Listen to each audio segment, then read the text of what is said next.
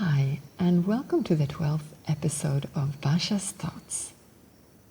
Today, I'd like to talk about aliveness. I was inspired to think about it today. It was something someone wrote to me about being alive and about feeling alive. And so I started thinking, when do I feel the most alive?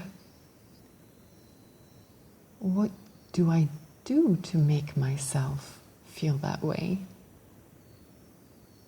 Can I do something? And to me, aliveness arises whenever I am fully present. It arises in a very pleasurable way. It can arise as beauty. This is something I experienced a few days ago in a more palpable way. I was going into town. I had woken up and I was very refreshed and also very present. I went into town where a lot of things happen. Many people are around, noises, things going on. And I went to an office. I had to wait. So I was sitting in the waiting room and I was there with other persons waiting. There was also a secretary waiting. And as I was sitting there, I looked out the window and up at the upper corner, I was able to see the sky. And the presence of the sky and just the rooftop that I was seeing up there were breathtaking to me. They were soaked in presence, in being. It was so beautiful for me to watch that I got a little bit stuck and I continued watching that until I noticed that I was being watched. The secretary there was observing me, so I looked at her and she quickly looked away. So then I went back to looking at my sky, and sure enough, she started looking at me again, watching me. And that's when I realized that I was the odd person there. I wasn't looking at my phone like everyone else who was sitting and waiting, and I wasn't engaged in just looking around, trying to find someone. I was just sitting and staring up into the sky with this grin on my face. So that must have been really different. But that was a moment when I was feeling very much alive and feeling the beauty of perception, of seeing. And at that time, I could see it when I focused in on anything. I could see in that thing this presence shining through. And that made me feel very peaceful. But normally, to get to that state, my quickest way to do it through perception is to relax my perception, to give equal importance to my peripheral vision as to what is right in front of me. So I don't focus in on anything.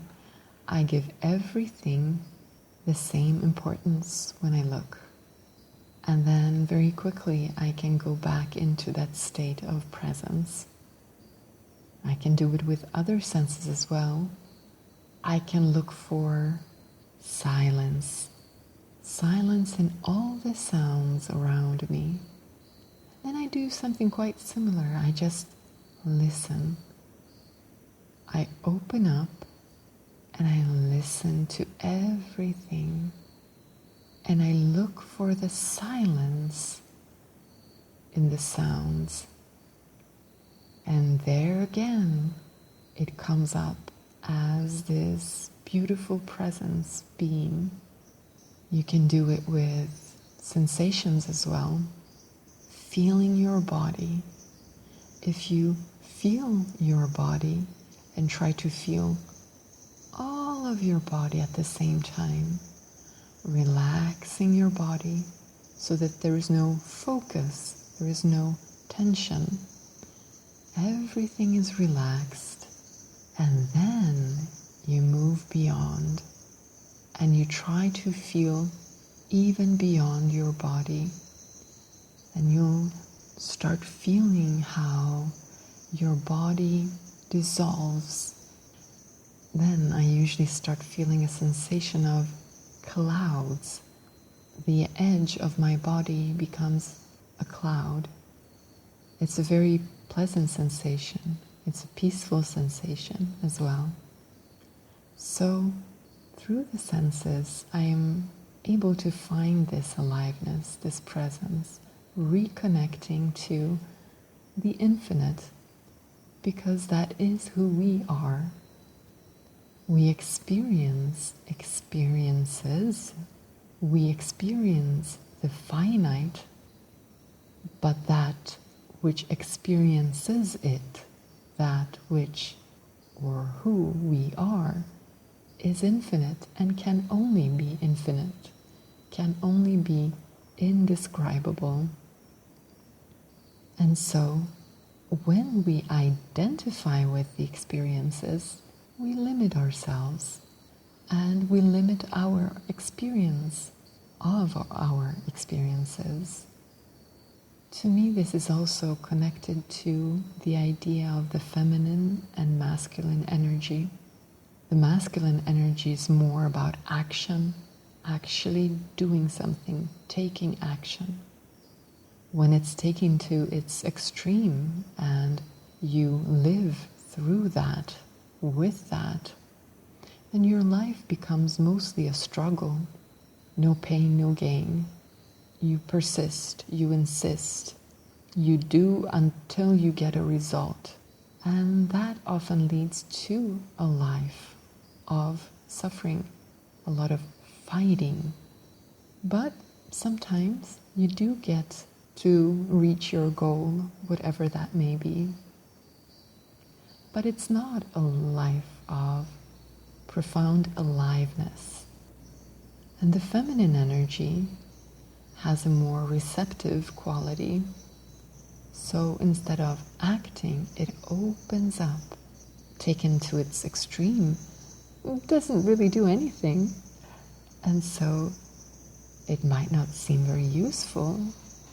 And yet, it is the opening up that is the opening up to the infinite, the opening up to a wider range of possibilities. And as we open up to those possibilities, we reconnect with who we are. We reconnect with our aliveness, and we are able to align internally so that when action comes, it is inspired action. It is action that is aligned with who we are, with what we desire. Using the masculine and the feminine, but primarily focusing on not forgetting to use the feminine, I find my aliveness. Most of us have been taught to create mostly through the masculine. I think it has to do with maybe even the alignment of the stars and the fact that we have been living in a more masculine-focused society. And so it's easy to fall into some of the traps of it. And the traps are being focused on things, on experiences. And it's interesting to note that even thoughts are things. Even our mind is a part of an experience. we experience our thoughts. And so they become things in that sense to us, experiences. And becoming aware of our thoughts is very useful, but if we identify with them too much, and if we think that we are these thoughts, and that these are the ones who are in charge, well, then we will lose the aliveness again. Again, we will be fighting. Again, we will be using action and identifying with experiences instead of tapping into our infinite nature, our infinite potential, and aligning and then taking action. So consciousness to me is this awareness, this greater awareness that is beyond experience. Everything we experience, we do experience in consciousness, but consciousness is not an experience to me.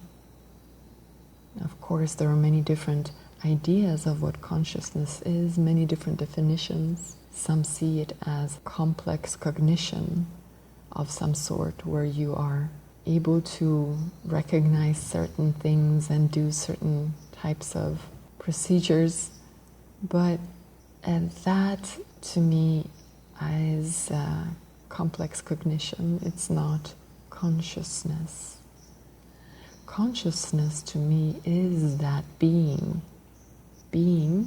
and awareness, and that beauty and love that we experience, although it's not an experience. But it does shine through, and it shines through our experiences. Whenever we tap into our infinite being, that being shines through our experiences as beauty, as love, as aliveness, as presence. So I guess that for me, aliveness is found mostly in tapping into the infinite part of us. So these were just a few thoughts for today. Thank you for listening, and I'll talk to you in another podcast. Take care.